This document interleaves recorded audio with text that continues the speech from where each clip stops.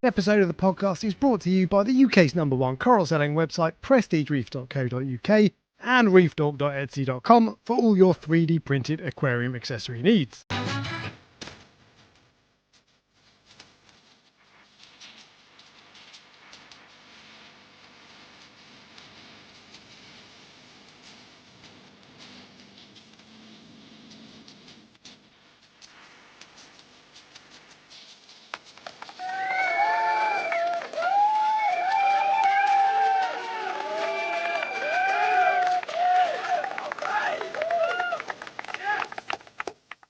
What's up, YouTube?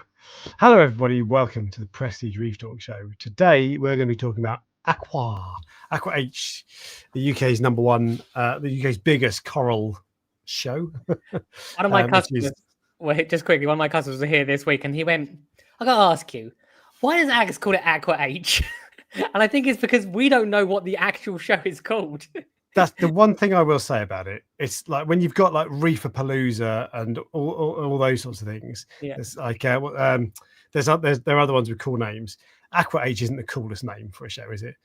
But that's what it's called. That's how do you pronounce that? It's either Aqua, which sounds ridiculous, or it's Aqua H, or is it something else? But I know why it's called that. But it's just like, well, I presume so because the guy who runs it, his surname begins with H, doesn't it? See, I presume that's it. I'm sure it was something to do with being. It was originally going to be called Aqua Home or something, but maybe that doesn't make that much sense either. So yeah, I just like is it what's it called? There's one one in America called, it's like based on Coachella, like Reef Shella or something like. What's it called? Aquashella, yeah. Aquashella, Reeferpalooza. We could do like one at Glastonbury. Machna, they all sound cool, you know. Acronym. Machna was an acronym, was an accurate. Yeah, Marine Aquarium Conference North America, something like that. Yeah, that's anyway. But anyway, that's why I call it Aqua H, because is that how I pronounce it? Is that how it's pronounced? I don't know. I think so. Anyway, bad name, good show, and that's the better way to have it than have an amazing name with a terrible show. So this was the massive show that we went to last year, the first ever one anything like this size in the UK. It was huge last year. It's going to be twice as big. It's 4 weeks away, so we're going to be talking about that. So there we go. Yeah, Alex, your video isn't. Yeah, you are well grainy, but I can still. Your voice is going through fine, so I wouldn't worry. Fine. Yeah. It usually catches up after a while, anyway, doesn't it? Yeah, I've given up trying to fix this. I don't understand what's going on, but what's going on with you, Ryan? What have you been up to? What have I been up to? Just the same. I'm like a slave to that that Gryphon Aquasaur at the moment. Literally, every day is just a. Sometimes people look at coral farmers and go, "That would be the most amazing job." The one thing coral farmers hate, which is ironic, is fragging. Farming corals. Yeah, is the action, like doing the testing, fine. Doing the all the little tweaks and stuff you need to do, fine. But fragging is not that exciting. No, but it's not. But the problem I have is so tomorrow is my deadline for large LPS corals, basically, for fragging them. So obviously I want there to be basically a month for them to heal, because if it's SPS corals, I'm not overly worried because they're just not the same. Obviously the SPS corals heal much quicker than LPS. You've frozen. I don't know if you're still there. I'm still here. Okay, good. I'll just keep talking.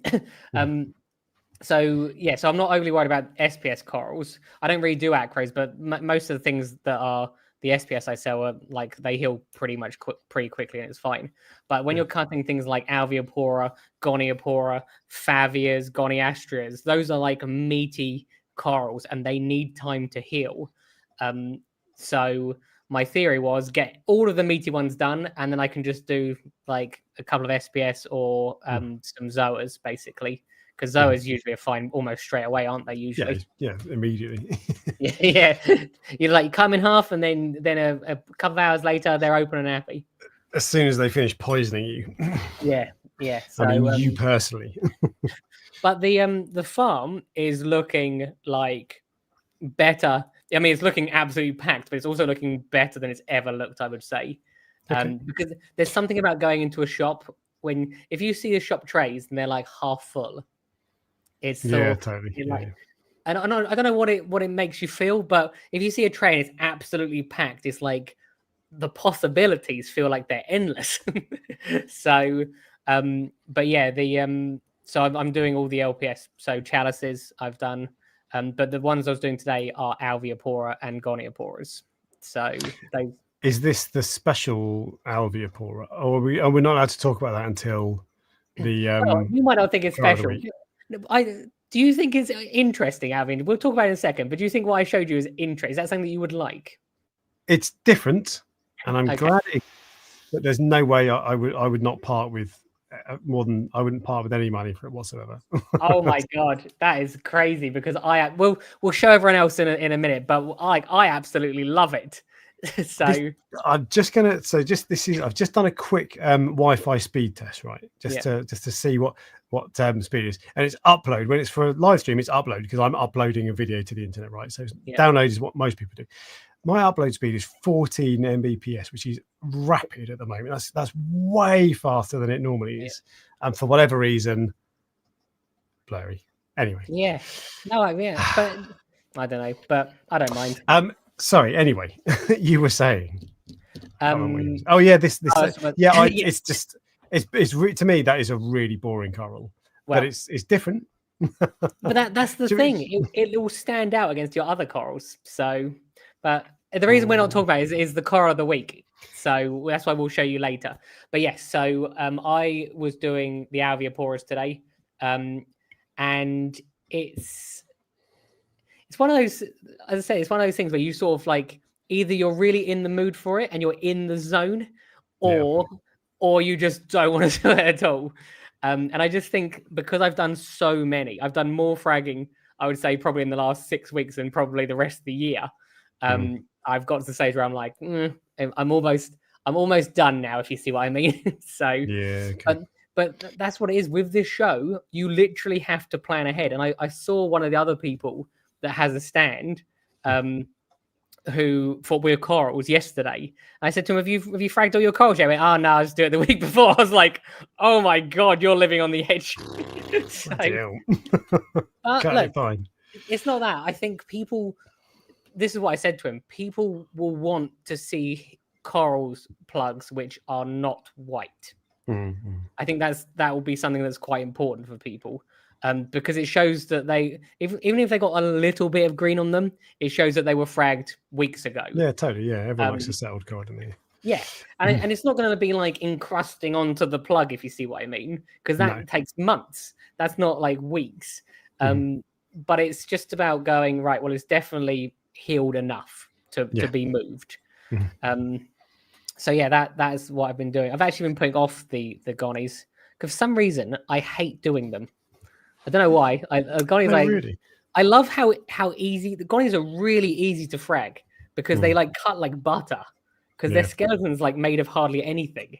But I think because it's so invasive with regards to like the procedure of cutting them into little squares. It's not like with a Goniastria where you like cut along the edge. It's not invasive. Around the mouth. Yeah. Gonnies just like you're just slicing through like a polyps, if you see what I mean. But sorry. You're like, gone. No. I'm still Are you trying to work out what's wrong with your internet? No, I'm not. I'm just trying to make sure that I acknowledge you in case I'm frozen, so you can hear me. Oh, I see. Well, now, at the moment, I'll do this if you're frozen. That way, that way I'll know. But yeah, so that's what I've been doing. I said to Alex just before, I feel like I'm getting a little bit burnt out from everything at the moment. Is the honest answer. I just think there's quite a lot going on with the auction site and this, and there's a few other things going on in the background as well. But and that's why I'm not putting the videos out either. So I just feel like I have fatigue. I was thinking about videos because obviously you got a big YouTube channel. For our hobby anyway, he's not big in the world of YouTube, but for our not as big as yours though. No, even my channel's tiny for YouTube. Like it's insignificant. But I mean, in our hobby, you got a big YouTube channel, and I don't know, you don't seem to. That's not a priority for you, basically. Your priority is. As I said, I feel like I don't know. I have so many other things going on that it has now become not as much of a priority for me. Definitely. Will I film the coral trays before going to Aqua? Absolutely, because I want people to be excited, and I want people to be. But the other thing is, you don't want to like show off everything, because then like the competition can see what you're doing. I can't see what they're doing, if you see what I mean. So they like it's. You gotta have a little bit of business savviness about you as well. So to try. But where I was going with that is that you never do coral care guides, and that to me seems like a really natural thing for you to do. Like that would make sense. But they've been done, and they've been done expertly by Fan. Is the honest answer. Like, so we only need one video. Look, we might need more than one video, but I know what you mean. I don't know. See, I used to go to fish shops. This is actually as I reckon has stopped me doing it. I used to go to fish shops all the time, and while I was at the shops, I would film the fish and I would film the corals, and I'd have lots of interesting, different corals in the background. So it's like if I filmed like torches, the clips of the torches will all be from the coral farm, which there might be different torches, but they're not. It's not exciting, if you see what I mean. It's not in different settings. Yeah, okay. Whereas I used to go to fish shops all the time and do this, and it was like a fun part of my weekend. Have you got a database? Have you got all those saved still? Yeah. They're not in any order. They're just like I just have to like scroll back through them, but they are there somewhere. And also, to be fair, I mean, like so much time has gone now. The quality of the videos vastly. I mean, the videos that I will from those days probably look like how you look now.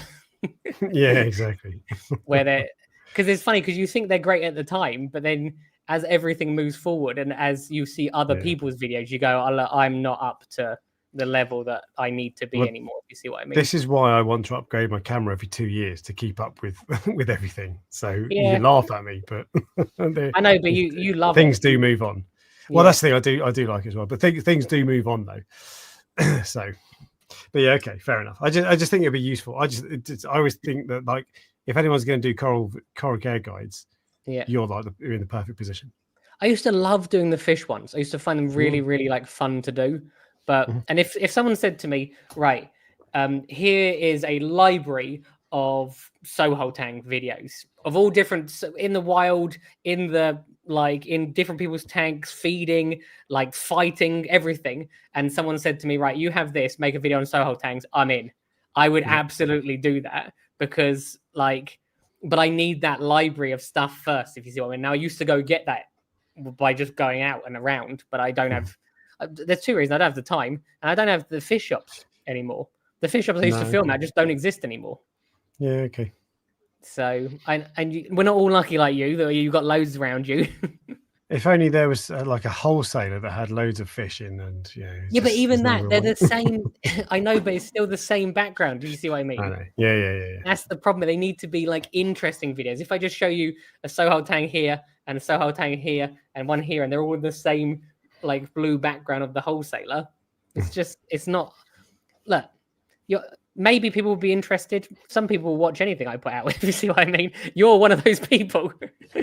But I don't feel like I'm top of my game. I'm not sure. I was never top of my game. If you see what I mean with it, like I was never top compared to other people. But at one point I was like quite all right. Whereas at the moment I don't think that I am now. I'd say is the honest answer. Okay, fair enough. I think that's what happens to lots and lots of YouTubers. They just there's no money in YouTube, is there really? Like for the amount of effort you put in, there's no money. It only works as an advertising platform.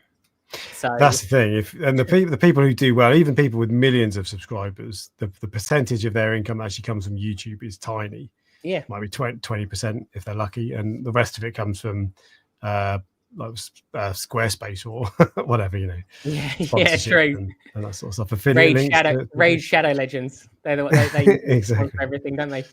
Yeah. So that's the dream. But to be fair, I mean, if you got 1 million subscribers, you're probably doing all right with with revenue. Anyway. So So that is the honest answer. I didn't realize we would go down this rabbit hole, if you see what I mean. But it's very time consuming, and there are, as I said, you don't make a lot of money from doing it, and when I do, I usually do it as a way of showing people. It's like an advertising thing, but not in like a buy this now, if you see what I mean. That's what I'm thinking. It's like, oh, this guy knows what he's talking about. Oh, well, I've got a website. Cool, I'll go and check him out. It's a natural that just makes, like, for you to make videos about like the top 10 beginner fish don't make any sense. Yeah, but I like those videos. That's why they make sense.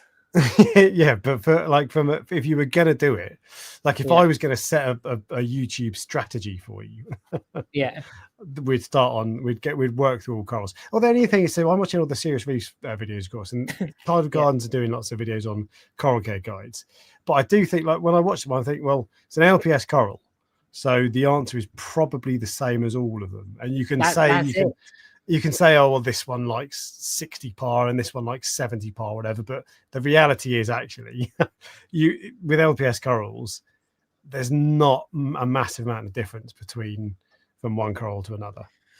There are some things to talk about with aggression and all that sort of stuff, but that's what I mean. Most of the videos will be exactly the same as well, and those sorts. Like, I remember, I think I made a video on a convict tank video would probably be good. I reckon I could probably, if I haven't done that already, I might have done it already. But I remember, but I've already done a powder blue and an Achilles. So what's the difference between a powder blue, Achilles, and convict tank? The color. Other than that, they're pretty much the same. White spot. Well, two of them heavily have white. But yeah, convict tanks don't have it as much. But yeah, you know what I mean. You have to love what you do if you're going to do it properly. And I love doing the fish ones. I'm not sure about the coral ones, but I'll have a think about it. That's funny. Yeah, okay. You're like my boss, aren't you? Basically, that's my request. We did it a while ago. I forgot about this actually. We did a live weekly review, didn't we? Yeah. I had you on a performance management plan. Yeah. And we checked in. Maybe we need to go back to that. Oh God, I have enough of it without worrying about that. I got to worry about all sorts of like nonsense at the moment. So, obviously we'll discuss it in a minute. But with regards to Aqua, but it's So how is what have you been up to? Anything exciting to report? I went to a concert this weekend. Not fish related, so not relevant. No, that's about it, to be honest. So the K tank is almost gone now. It's probably going to go tomorrow. Well, I say probably, maybe it won't. I'm trying. I was waiting for the bubble tip anemones to pop off, and they have now popped off. So that's good. So I've got them in two little pots there, floating. They're on Ultimate Reef at the moment. I'm going to try to sell them, but if I can't sell them today, which basically isn't going to happen, I'll take them back to my local fish shop tomorrow. So, and now they're gone. Those are the only things that were difficult to get off, because with the rock, there's a big rock in there that's got some corals in it, and I can just smash the rock in half and the corals will come off. That's easy. You can't really do that with an anemone. You can. Yeah. But you'll either end up with it on a massive piece of rock or you'll damage the anemone. So I wanted them to drop off, and they have done. Yeah. Because I changed the light, and then as soon as I changed the light, within a few days they were like, "Oh, I don't like it here anymore." So they just popped off. So that is going. That is finally going to be going. I'm halfway through the video. I'm doing a review of it, so I'm halfway through the video, and then when that's done, so it's going to be a couple of weeks still. But bit by bit, it's completely going. So there's nothing. There's a few snails and a GSP in there at the moment, and the anemones. Will you put the anemones in, like when you eventually start a new tank? Would you get anemones again? No. If I had a tank like that, yes, I would. There's no way they'd go in my main tank though. Oh no, they're like a nightmare in the coral farm. They escaped and now they're all over the place. I would have them in with soft corals. Yeah. And if I do, when I replace that tank, it's likely to be a soft coral tank. So it's not impossible that I'll have them then, but I wouldn't put them on my main tank. They're a really cool creature, and they're different. But they're just like the things that we've talked about this before. But the things that I don't like about them, the things that it doesn't. None of this was a surprise to me. Yeah, and none of this will be a surprise to anybody who's researched them. Okay, or them. Yeah, exactly. Yeah, they multiply, they split. Sometimes they'll stay for 6 months not doing anything, and then suddenly you'll find there's two of them, and then there's 4 of them, and then there's 25 of them, you know. Yeah. So they spread, they get quite big, they sting stuff, they move around. Sometimes they'll stay still. Even when I found they were staying still, they were moving around a few inches on the rock. And that doesn't sound like a massive problem, but because they sting corals, 2 inches, if they move 2 inches to the right, that wipes out 2 inches of the coral that they were next to, which might be half your coral, might be all the coral. So true. they do that. And that's about it. And actually, the only other thing is that clownfish don't really live in them. They like one of my clownfish did, but the other one was like, I'm going to live in the Duncan. You had skunk clowns at one point, didn't you? Yeah, briefly, but they died quite quickly. But did they live in them? I don't. They were showing some interest, but I literally had them for weeks before they died. I think I can't remember now, but they were showing interest, but not a massive amount. No, one of them did. The other one wasn't really that bothered. I think skunk clowns are the ones that live in bubble tips in the wild, which is one of the reasons I got them. Yeah.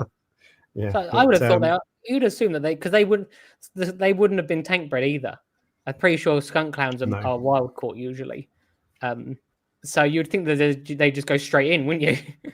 Yeah, exactly. But no, so that's I wouldn't have them in my main tank, mainly because they move.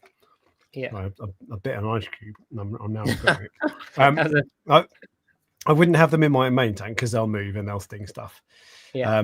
But I would have them in a tank that I don't care about that happening because they're really cool. They're very pretty, but they're a pain in the backside. Yeah.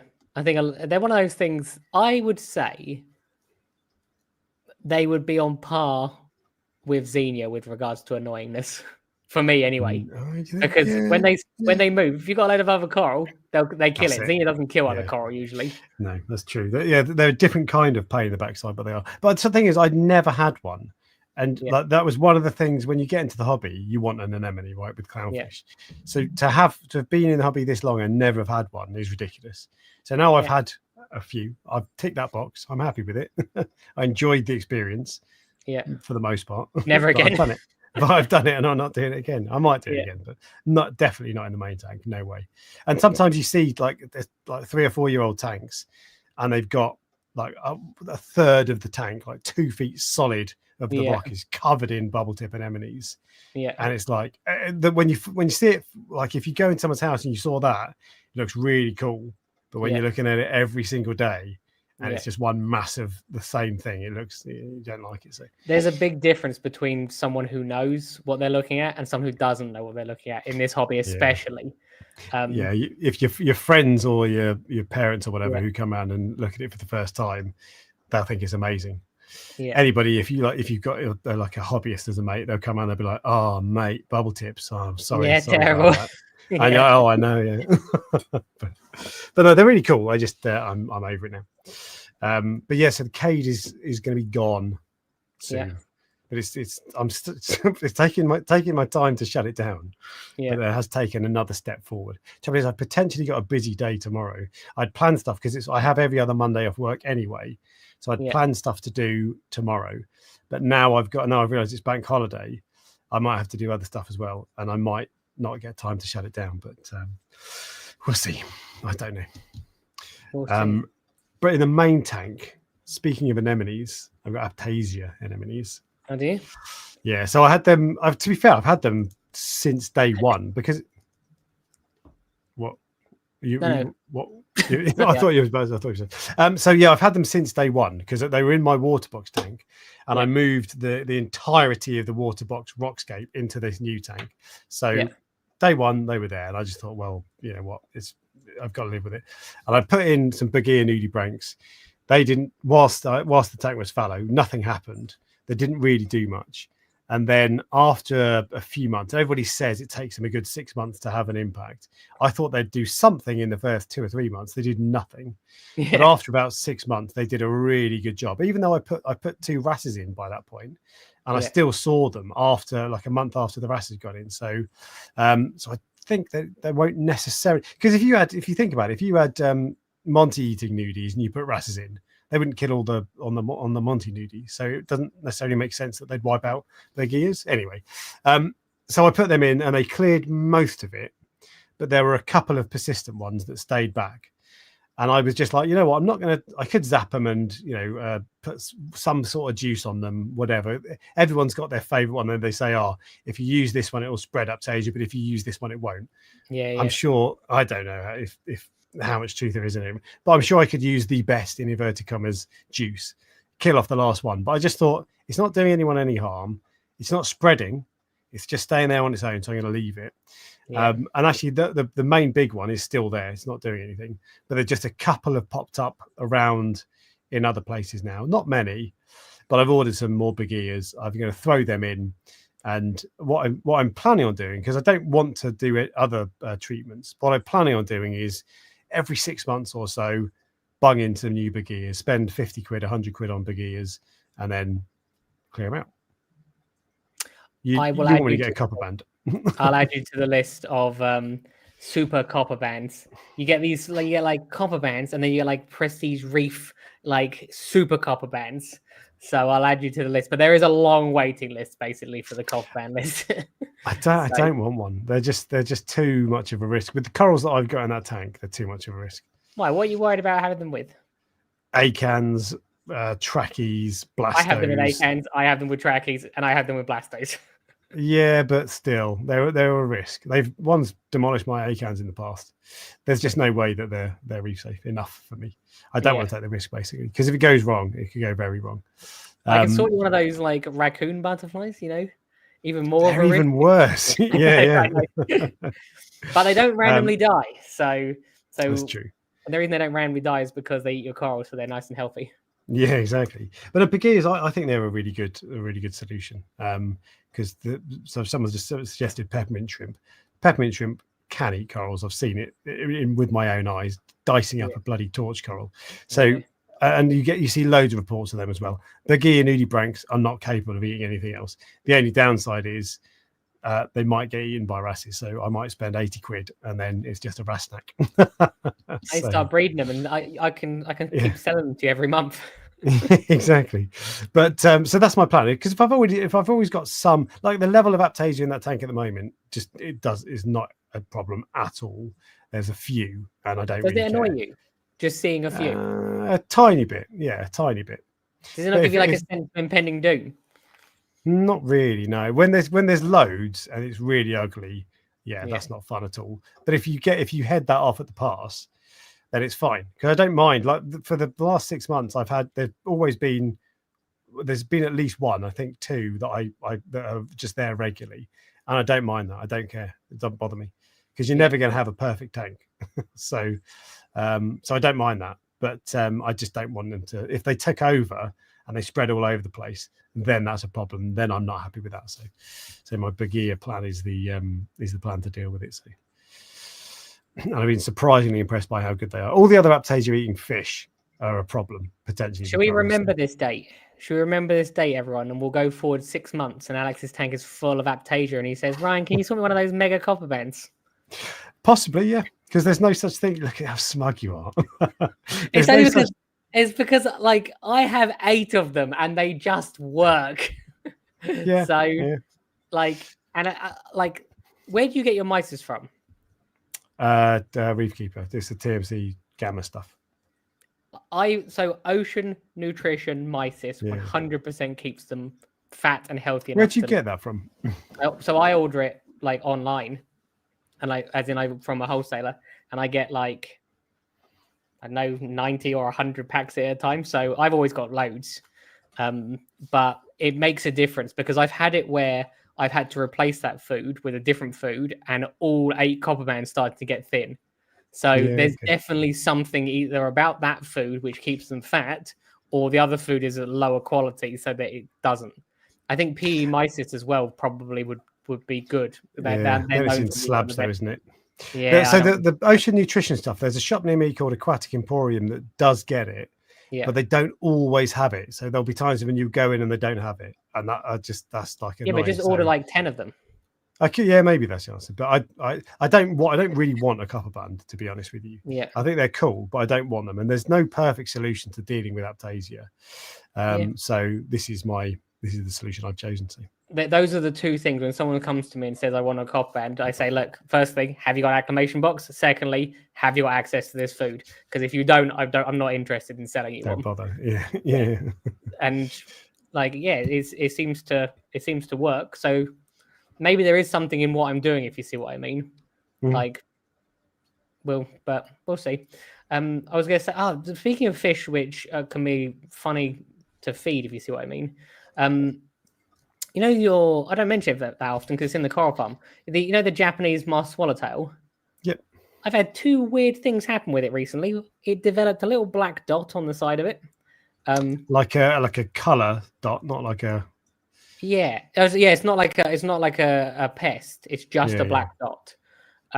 Which not sure what that is.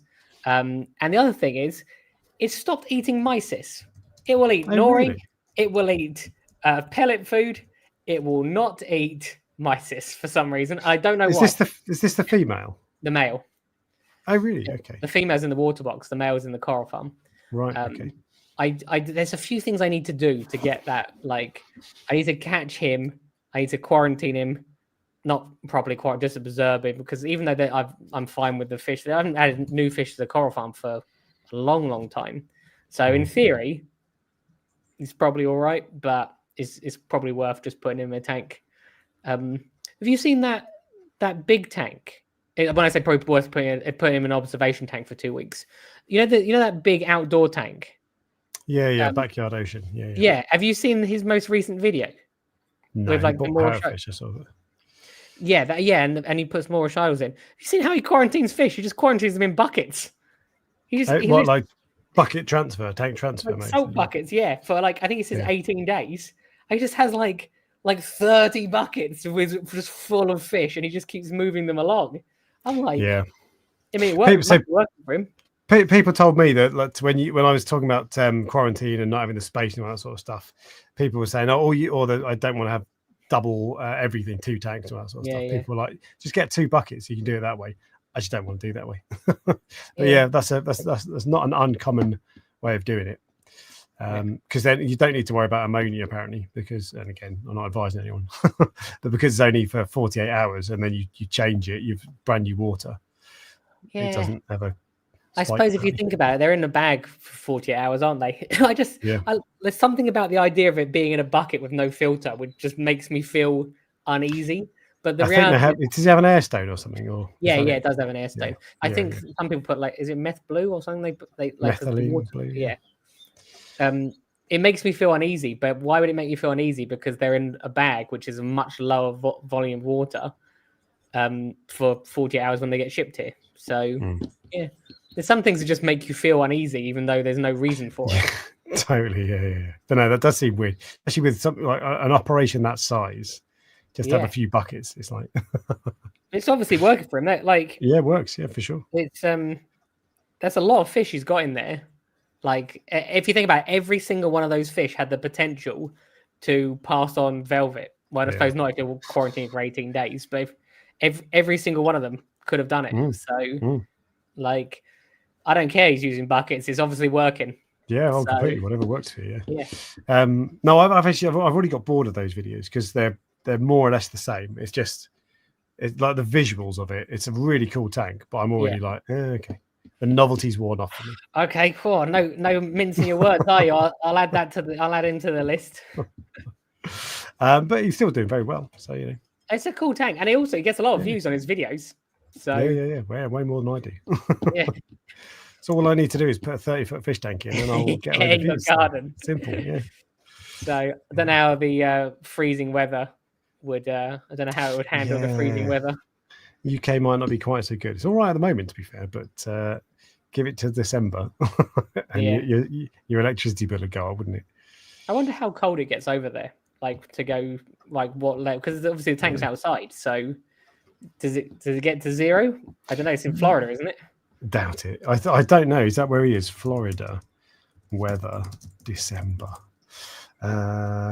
Between 15 and 24. Wow. Oh, so it's like typical in December. That's all right. Yeah.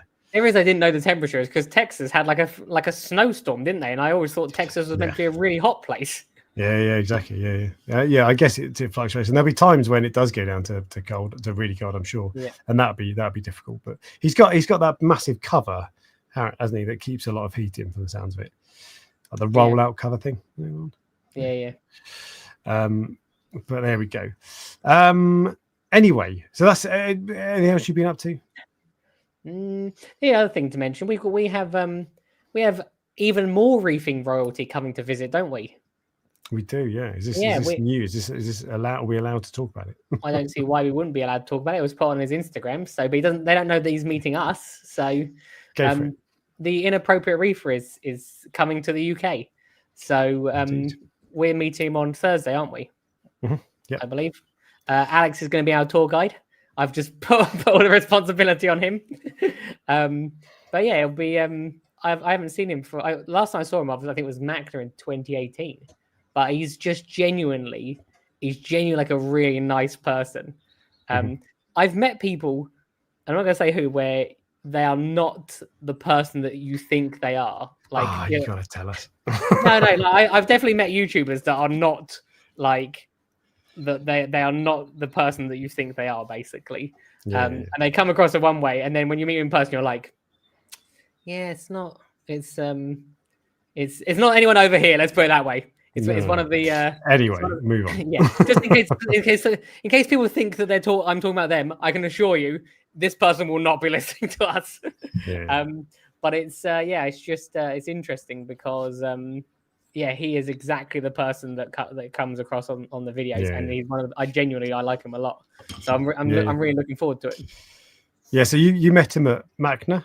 Yes. Yeah. It was funny. He was looking for. I was looking for him. We couldn't find each other for ages. Remember, this hall has got thousands of people in it. And like people will grab me and people will grab him and they're all talking. And I was like, my one guy, I need to meet this person. And I was looking for him and he was looking to me both for the same time. And then someone came over to me and went, Inappropriate Reef is looking for you. Where have you been? And I'm like, I've been looking for him. And then they took me to him. So, but yeah, that was so much fun that day. Like it's a shame Macna's gone because I actually preferred Macna to Reeferpalooza. I'm not sure why. Because was it because of all the people that you met there? Or? Yeah, everyone was like everyone who was anyone at that point, like was at that show. I think like pretty much everyone.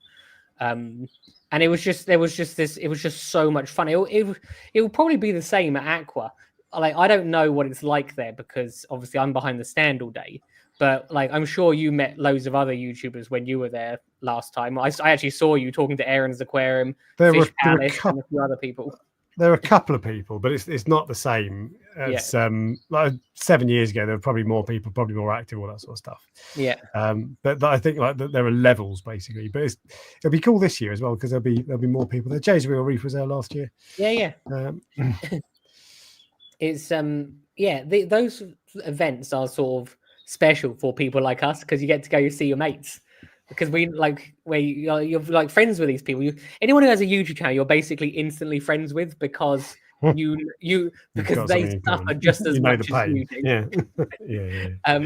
So you have something in common, and then when you get to meet, and you like, it's a shame because people live all over. I'm looking forward to seeing the Scottish Reefer. I'm assuming he's going to be there. Yeah. I've already forgotten his name. What's his name? I barely even know your name. I know. So yeah. I don't know people. Everyone is funny because whenever I talk about Alex, I always refer to him, even except then. I always refer to you as Reef Dork. Yeah. To everyone. So, but yeah, I believe he will probably be going. He was there last year. I don't know if they've done one of those little bios for him yet. I don't know. Amy was unsure if she was going, but I believe she probably will be because I told her that she has to come.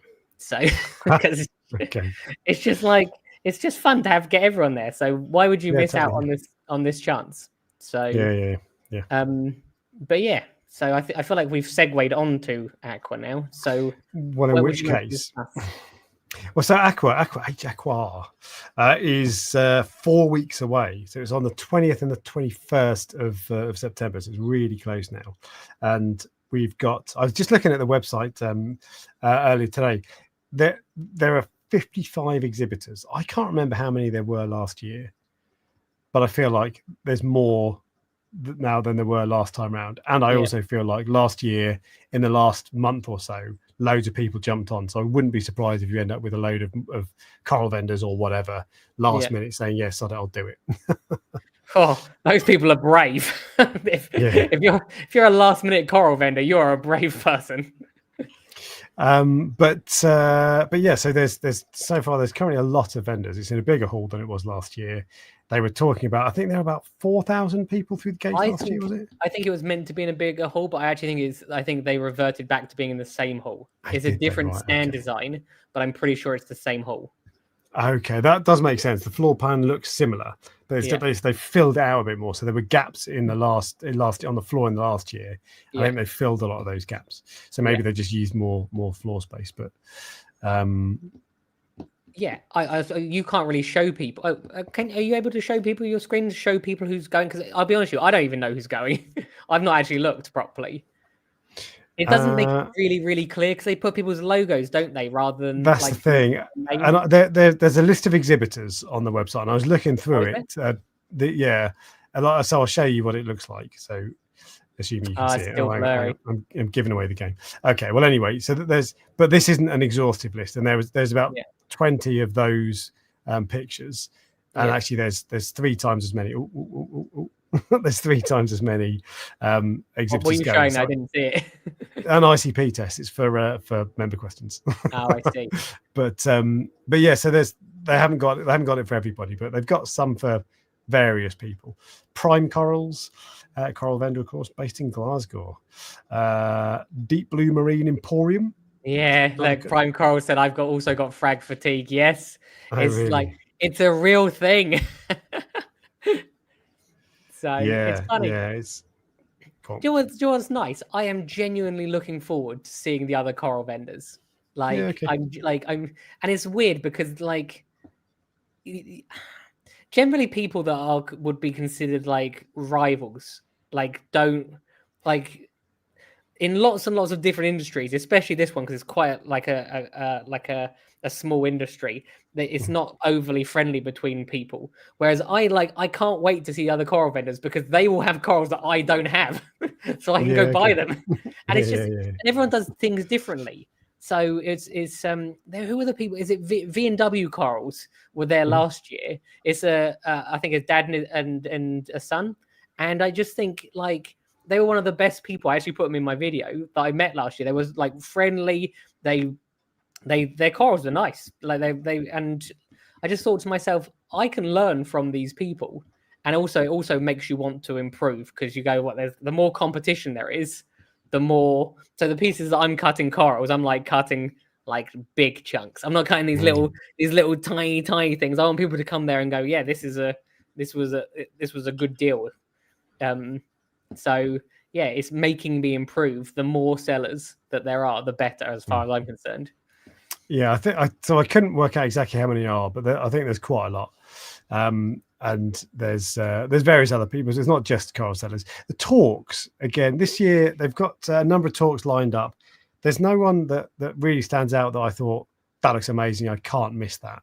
Yeah. And I think from what I saw in other places, even in America and that sort of stuff, the talks aren't hugely well attended. They're not as popular as you'd think. You would think there'd be people who'd be flooding over for them, but it doesn't sound like people were that bothered. I think that it depends. If it's Ryan from BRS doing a talk, then it's the room is usually full. I think if it's someone talking about, I don't know, bacteria in a reef tank, the room's half empty. I think it varies depending on who it is. But what I will say, anyone who does do a talk like that, fair play to them. If they asked me to do a talk, it'd be hell no, not a chance. Completely, yeah. Exactly. Even if I didn't have a stand there and they asked me to do a talk, not a chance. No, completely agree. I will watch some of the talks because it's the sort of thing that often they don't necessarily look that exciting on the face of it because you just want to see the corals all that. But actually, when you get they're interesting. It's always good to hear different people's perspectives on that sort of thing. So I'll try to watch a few of them, and there are a couple of them that are repeated. So if you miss one, it'll be on in later in the afternoon or the next day or whatever. So I will try and watch some of those. But there's just loads going on. There's loads of stuff for kids. I think there's like face painting and balloon animals and all these sorts of things for kids as well. So you can bring your Rugrats and keep them entertained whilst you're looking for corals. I wanted to ask you actually. I thought about this earlier today. Like, I genuinely feel like I miss out a lot of this for this show. I get a very, very different experience. I am under totally. an amount of stress. Like from the moment it starts on Friday, from like 4 a.m. on Friday until Sunday at 11 o'clock is like, because that's how long it will take me to get home after the show. Like, it is just stress the entire time. And I just like, what do you do when you're there? If you see what I mean, like what was your experience? So just walking around talking to people, basically. So it felt really. The Sunday I was wiped out, to be honest. I didn't feel good, and so I didn't do as much on the Sunday. And I was trying to upload videos and edit them on Sunday as well. I wanted to get out a load of them, so I didn't do as much on the Sunday. But on the Saturday, I was just walking around, just seeing what the stands were, looking at people's corals, talking to the shops and the vendors and all that sort of stuff. The likes of Red Sea and DD and the big boys like that were interesting. They've always got stuff going on. They're well worth talking to. I don't know if there's going to be any new stuff, like new announcements there, but there's some cool stuff that you haven't seen before. That was interesting. The TMC stand was big. So it was just going around and just talking to people and obviously filming stuff because I've got to think about what videos I want to make or whatever. But just you could spend the whole day walking around talking to people and stopping and chatting to other people. And even like obviously I've gotten in to talk to people because some people know me. But even if you don't know, you go there and you don't know anyone. I saw so many people in the queue just turn around and start talking to each other. It reminded me of the first week of university when you're all there, all new and everything's, you're all scared of everything.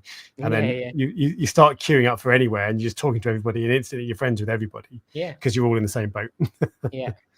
It's funny because a lot of people bring their emotional support wife or partner. And it is like the worst thing you can do as far as I can say. If they don't like the hobby, it is the worst thing you can do. Yeah, because it's a bit boring. It's boring for them. So it's funny because a lot of my customers are coming to the farm and they're like, oh yeah, we're gonna make a weekend of it. I'm like, oh my god, you need to. And then they come back a week later and they go, yeah, we changed our mind. I'm going on my own.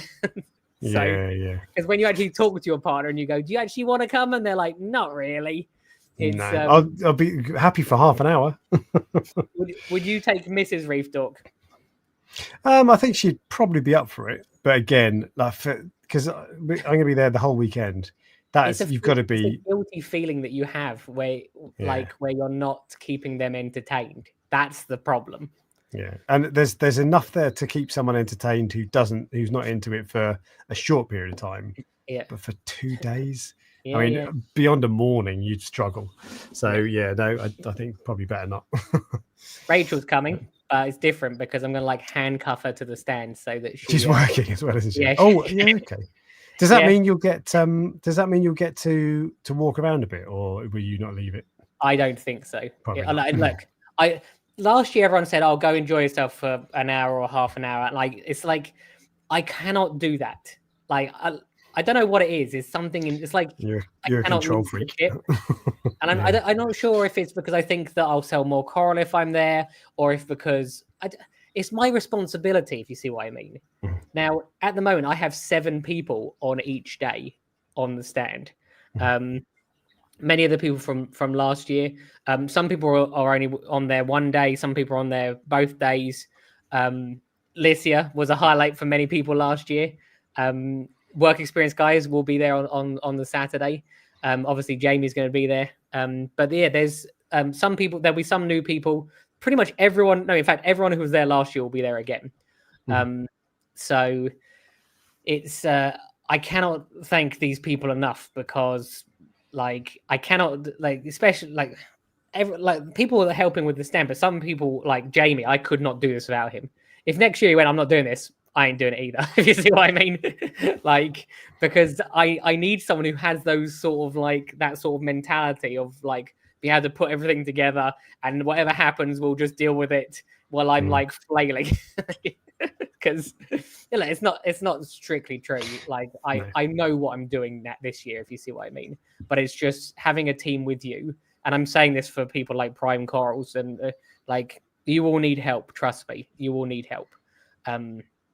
And if you've got help, and if people offer you help, just even if you don't think you're going to need them, just accept it. Yeah. Because I'm sure if you left it for, I know what exactly what you're saying, but you could leave the stand for half an hour, and it would be fine. Yes, but I know. Yeah, but you just don't want to. No, I feel bad. I like. Why should other people be there if I'm not there? Yeah, it's true. Yeah. It's I don't know. I feel like it's my baby, my responsibility. Like, and I just don't get the same experience as you, because I walk around before you the get show a similar experience though, because although you're working, you still the main part of the experience for me is not necessarily seeing a new tank that no one's seen before or a new light or whatever. It's talking to people. Yeah, that's and true. People come to you, so you still get you get to talk to a load of coral nerds basically, and that's really what it's about. Yeah, I don't get the experience of the rest of the show, and but I still get to talk to everyone. It's a weird thing because I walked around the show on the second day last time before it was open. The first day it was open, I was just like, no one will know this, but like I am there 6 a.m. waiting for the doors to open to see if everything's dead, because there's a very real risk. And like the amount of coral I'm taking this year, it's like it might be like 25 to 30,000 pounds of coral. It is a lot. It's a lot to risk. So I don't sleep the night before. I get there and I'm like the first one in, and I ran to the stand because it's not like your home setup where you know everything works and you know that you know like for all you know they might turn the power off at 6 o'clock and you wouldn't have a clue, you know. Yeah. I mean they know not to do that, but you know what I mean. It could be as simple as it was like chaos setting up last year, and they provided water, which is different this year because I'm taking my own water. But the water they provided was tap water, basically. It had just been, not tap water, it was RO water, but it had just been made. So it was cold. And so it takes a while to warm that up to the temperatures that coral needs. So I put like 4 heaters in a tank, only to then realize at 11 o'clock at night, I didn't set those heaters. Someone else set them. And I'm like, I hope that they set them to the right temperature, because if they didn't, I've got a massive problem. They were the Seiche ones, weren't they? Yeah, one of them was a Seiche one. So all the other ones were set correctly. Right, okay. But the Seiche is 25 out of the box. Yes, but I didn't know that.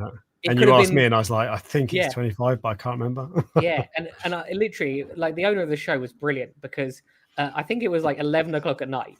And I just said to him, I sent him a message, and I sent you a message at the same time going, we've put that heater in. We don't know, because I actually borrowed the heater from them, the Seiche one. We don't know what that's set to, because it's one of the ones that you tap, isn't it? And wouldn't it be ironic if all the time I made fun of that heater, if that was the thing that took me out? It was like, right, I'm going to get revenge now. Yeah. My Seiche heater's playing up at the moment. So I've got 2 of those contactless ones. I bought them not because of the contactless. I hate that contactless. I think it's a gimmick. But I bought them because they've got a 5-year warranty, so they're obviously reliable. But I tried to change the temperature setting on them the other day, because I bumped the temperature up on the tank and it won't work. So like when I tap it, I get to tap the phone, it will not work. It doesn't register it. So that has stopped working now. So I can't adjust the temperature on it. It still works. The thing they sold it as doesn't work. But why do you need that? Why did no one anyway? I could, to be a 5-year warranty, I could just say, look, it's broken. Can you send me another one? And they would do. But that's not the point. I don't want to have to mess around with it. In my car at the moment, actually, I've got one of those where you get in the car, it just senses the key. Yesterday, it just went, I was sitting in the car, I was going, nah, can't sense the key. I'm like, what do you mean you can't sense? I'm an hour away from my house. You can't sense the key, which is in my pocket. This is like modern cars thing. So my last car, we don't have anymore. Last car was a Tesla, and the Tesla, like if a normal car goes wrong, the engine starts smoking or whatever. But with a Tesla, it's like your phone crashes, and suddenly Like you get in and nothing turns on, and you're like, just what? I've done everything right. Why is it not working? It's so weird. Yeah, it's funny because these anyway. gimmicks, which are totally unnecessary, because like it's not difficult putting a key in a car and it just works every time. Yeah. But anyway, people like technology and advanced. Yeah. But no. So yeah, exactly. Yeah. You took you a long time to warm up your water last year. Oh yeah. So as I said, I remember I couldn't walk to the stand. As soon as I opened the door, I ran because I couldn't. Like it's funny because I couldn't wait an extra like 20 seconds because I just wanted to see it all worked out okay, and it just happened to. So and that's the thing. Actually, everybody was fine. I didn't hear any issues of people going in and having major problems. There were bacterial blooms. But I think that's why you're bringing even that didn't really cause any major issues. But you're bringing your own water. Is that why? Yes, that is why. I don't know how much of an effect. This is what I actually think probably happened, and I'm going to avoid doing it this year. So 6 a.m, I'm like draining the tanks down and or into barrels to take. This was last time. And then I get there, and then you've got all these barrels. None of them are like, obviously I have 2 systems in the coral farm. None of them are labeled. So I have no idea which water came from which tank. They're slightly different parameters. They'll have different bacteria, even though they're right next to each other. I guarantee you, if you ever seen those bacteria strain things, they'll be entirely different.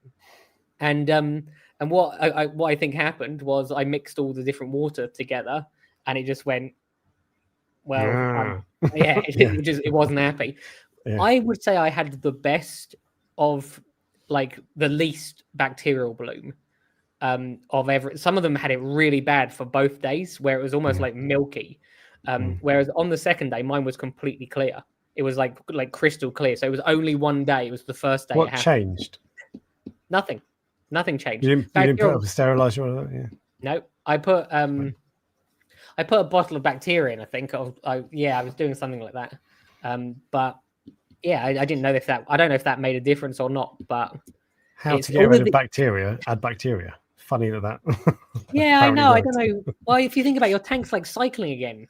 It's basically a brand new tank. It might have had nothing to do with that. You just don't know, do you? But the things that you have to think about, because you have to take everything. You have to take everything you want. You have just to take, and it's like, and even like at the moment, there are just hundreds. You couldn't imagine there'll be hundreds of things, but like even like this. See this little tiny. I think it's called like a T-spring T-slot.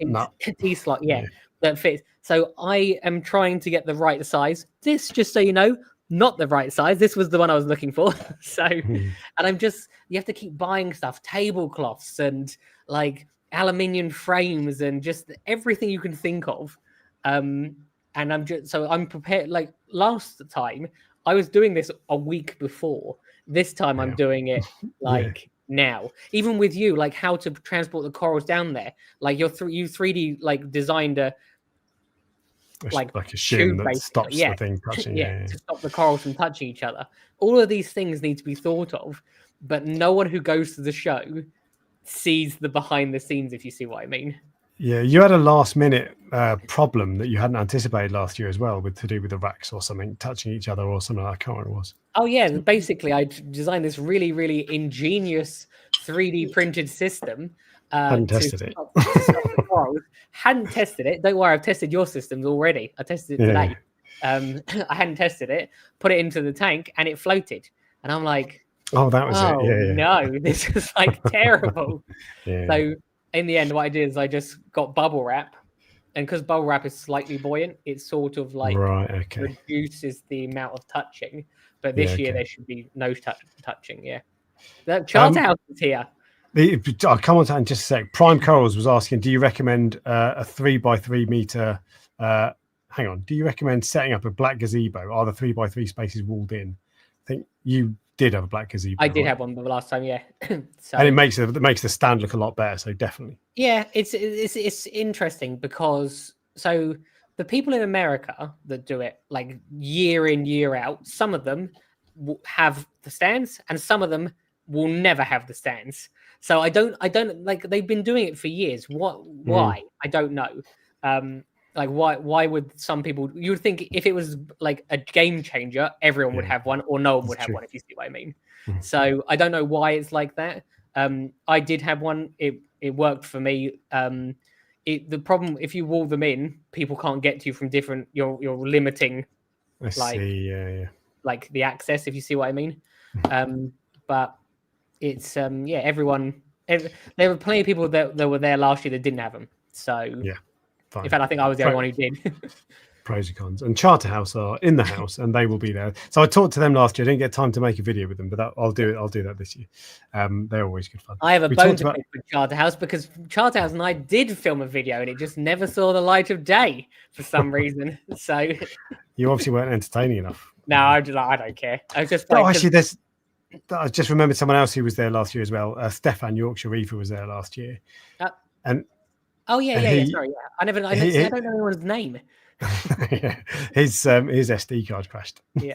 So he recorded a load of stuff, and he got wiped. Oh really? Is he going again this year? Do you know? I don't know. He worked with Exhibitor, wasn't he? Something like that. Yeah. East Coast Reefer was there last year. We've met him since then as well. I'm pretty sure he's going this year. So, but yeah, there'll be a bunch of people. It'll be good. I just think everyone should support this. I said this last year. Just because they did it last year and just because they're doing it this year does not mean next year is guaranteed. I can assure you. This costs tens of thousands of pounds, and I don't think that they actually make any money from it at the moment.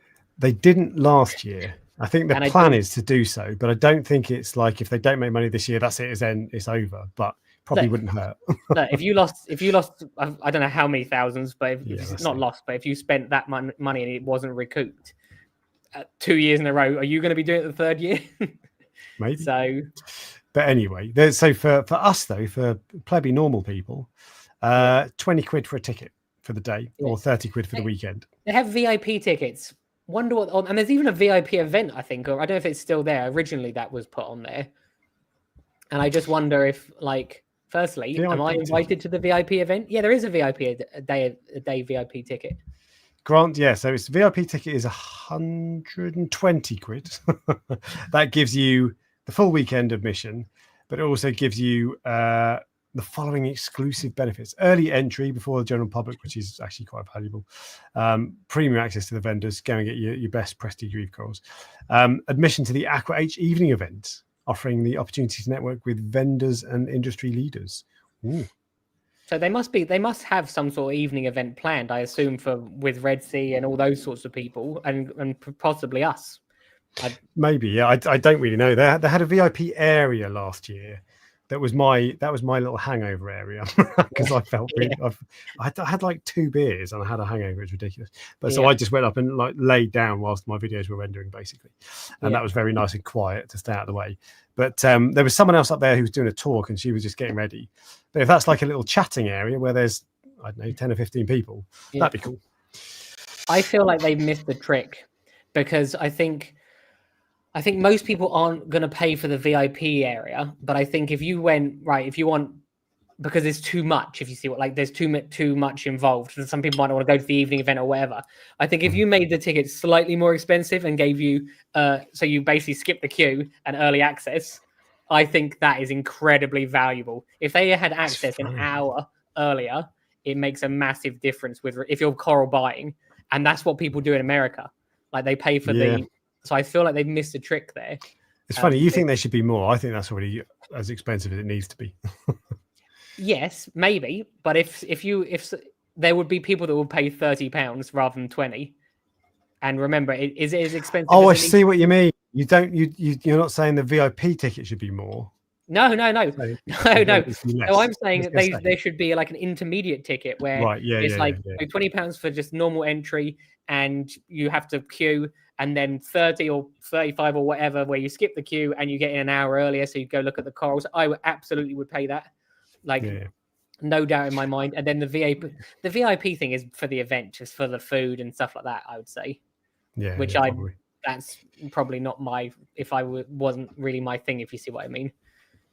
So, but yeah, I think that I definitely think they missed a trick there.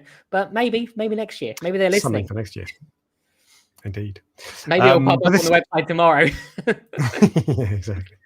But yeah, there we go. So that was all of those things. There were a couple of things. The frag swap. The frag swap is go this year as well. Yeah. Do you know how to join the frag swap? Last year it was done. I don't know if it's actually started yet. WhatsApp. It was done by WhatsApp. Very, very useful. Like, I actually loved the frag swap that was at Love to Reef. That because I have a lot of coral. A lot of people have coral I don't have, and it just builds my collection. So it was well worth it. And on the off chance, so it was Shamila Butters who did it last year, who's doing it this year. Shamila, on the off chance you're watching either now or afterwards, put a little comment to say how you join it, because I think there's a WhatsApp group and you need to join. I presume it's on a Facebook page somewhere, but I don't know where. I think we put it on our Facebook page last year. Yeah, I can't remember now.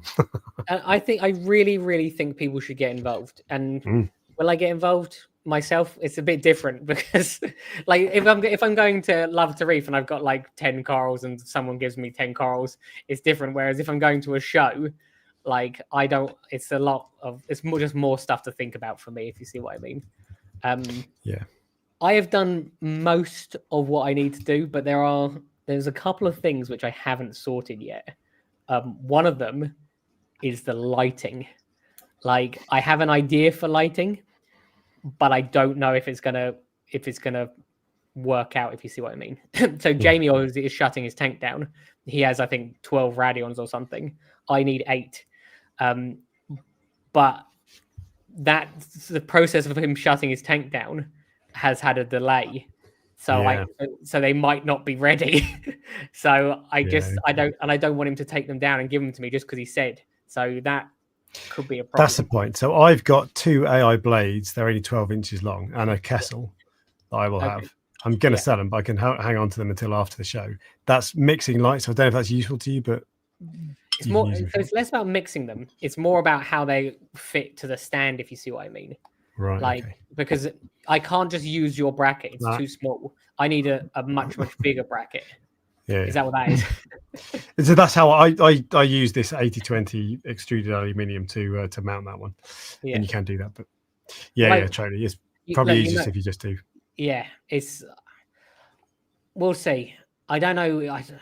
I don't want to have to buy like 8 of them. That's like think of the cost of buying 8 XR30s for 2 days.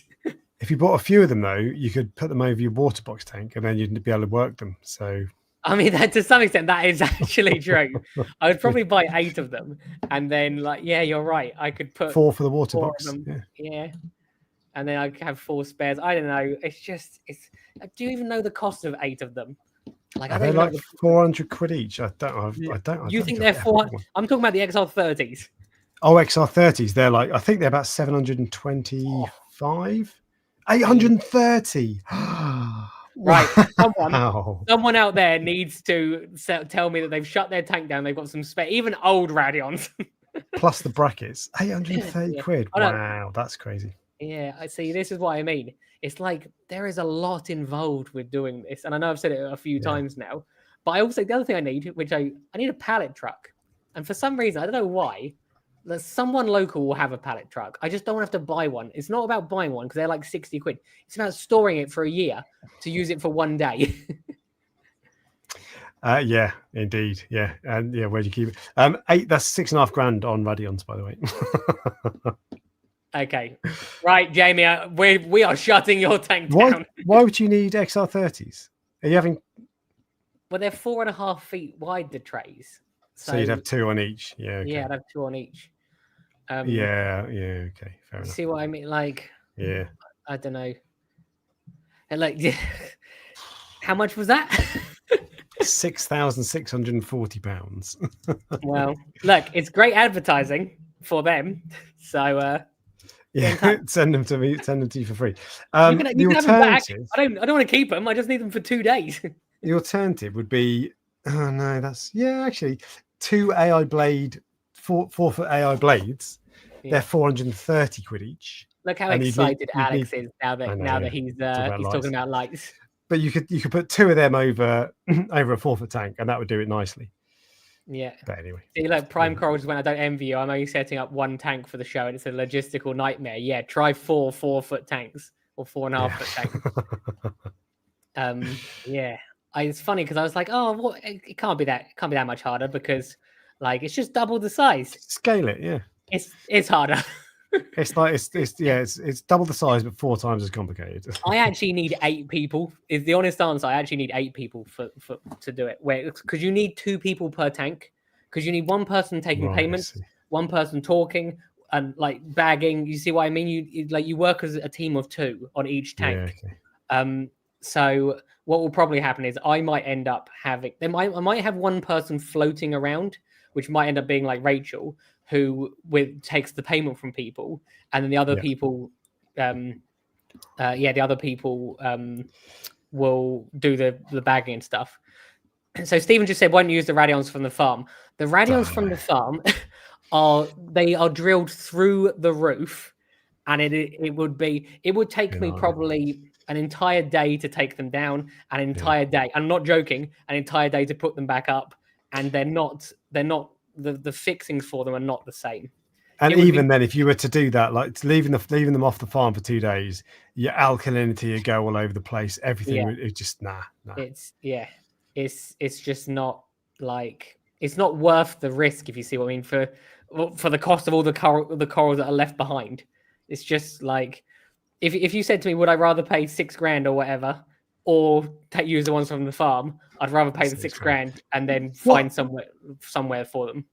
Given you're taking a third of the corals on your farm or whatever, do you because obviously if you remove that many corals, do you have to reduce your dosing massively? What do you do for that? Yes, I do. You have to just guess. Roughly divide it by 3 or whatever, and knock a third off, and then see how it goes. It's funny. I realized something. This happened like years and years ago. I got my dosing tubes. You're laughing at this. As I said, this was like 3 years ago, and I realized that although it does make a big difference, it wasn't like for over a couple of days it won't matter. So I have a KH director, not KH director. Is that what it is? Yeah, KH director. Yeah. Which takes water from the tank.